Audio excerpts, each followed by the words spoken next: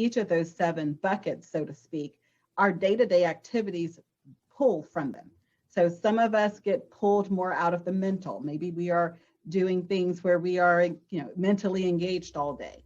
Some of us are pouring more out emotionally. Maybe we're dealing with people and their feelings and interacting with people in that way, or socially. Some of us are pouring out more creatively. But the places where you pour out without being intentional about pouring back in are the places where you're going to experience a rest deficit. So that's why there can be that unevenness, because it just depends on where the deficit happens to occur. Yes, and your awareness of you pouring out of that area. For example, I have a lot of people who they've never thought of, they feel tired all the time. They know they're getting decent sleep. They're trying to be proactive in self-care. They're doing things to try to, they're getting massages and they're going on leisure walks and they're taking vacations and they're doing all the things, but they're still tired.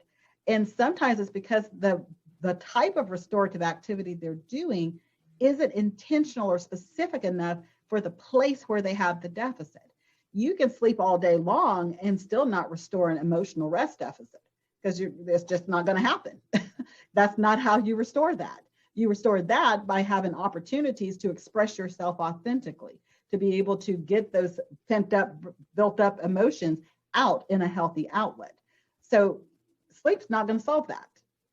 Sleep's not going to solve a creative rest deficit. So I think it's just really important to be aware of where you're pouring out and if the activities you're doing for rest are actually helping the place that you have a deficit.